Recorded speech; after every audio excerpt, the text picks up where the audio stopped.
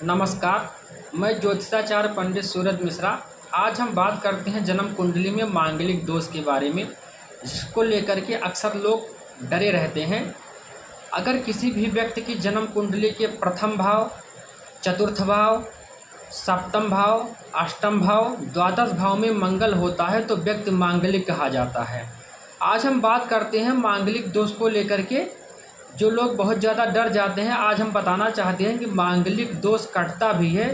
100% में 90 से 95% तक की कुंडलियों में मांगलिक दोष कट जाता है। आज हम मांगलिक दोष के कटने के कुछ प्रमुख बिंदु के बारे में बात करते हैं। ग्रहों की क्या स्थितियां होती हैं तो मांगलिक दोष समाप्त हो जाता है। हम बात करते हैं अगर किसी भी व्यक्ति की जन्म कुंडली के प्रथम भाव, चतुर्थ भाव, सप्तम भाव, अष्टम भाव, द्वादश भाव में अगर शनि बैठे हों तो भी मांगलिक दोष समाप्त हो जाता है। इसके अलावा अगर केंद्र में अर्थात 1, 4, 7, 10 में सूर्य, बृहस्पति, राहु और शनि बैठे हों तो भी मांगलिक दोष समाप्त हो जाता है।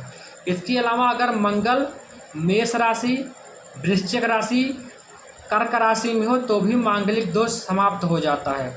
इसके अलावा अगर मंगल मकर राशि में हो अर्थात मंगल मकर राशि में उच्च का हो जाता है तो भी मांगलिक दोष समाप्त हो जाता है।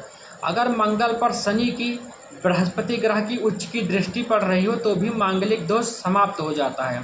अगर मंगल मृत्यु अवस्था में है अथवा अस्त अवस्था में है तो भी मांगलिक दोष समाप्त हो जाता है। इसके अलावा जिससे विवाह हो रहा है सामने वाले की कुंडली में अगर मंगल से केंद्र में 1, 4, 7, 10 में बृहस्पति, सूर्य अथवा राहु बैठे हुए हैं और सप्तम में शनि बैठा हुआ है तो भी मांगलिक दोष समाप्त हो जाता है। इसके अलावा और भी कुछ प्रमुख बिंदु बनते हैं जिससे मांगलिक दोष समाप्त होने की स्थिति बनती है, लेकिन हम बात करते हैं कि मांगलिक दोष को लेकर के आपको डरने की ज़रूरत नहीं है। अगर इतने सारे बिंदु आपकी जन्म कुंडली में बन रहे हैं तो मांगलिक दोष स्वतः ही समाप्त हो जाता है। एक बात मैं आपको पहले भी बता दूं कि अगर कोई भी व्यक्ति आंशिक मांगलिक है तो 28 वर्ष के बाद उसका मांगलिक दोष स्वतः ही समाप्त हो जाता है। अगर उसका विवाह 28 वर्ष के बाद किया जाए तो मांगलिक दोष का कोई भी प्रभाव उसकी पर्सनल लाइफ, उसके वैवाहिक जीवन पर नहीं पड़ेगा।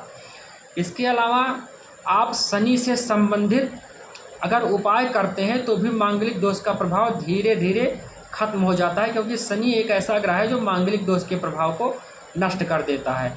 आज हम मांगलिक दोष के बारे में जो चर्चा किए हैं, आशा करते हैं कि अगर आप सभी लोगों की जन्म कुंडली में ऐसे कोई भी बिंदु बनते हैं ग्रहों के तो आप स्वतः जान लीजिएगा कि आपकी कुंडली में मांगलिक दोष समाप्त हो रहा है। आपको उससे डरने की ज़रूरत नहीं है और किसी भी भ्रम में ना पड़े कि मांगलिक दोष है हमारी कुंडली में, हमारी मैरिज लाइफ में साइड इफ़ेक्ट पड़ेगा, ऐसी कोई प्रॉब्लम्स होगी, तो ऐसा कुछ भी नहीं है।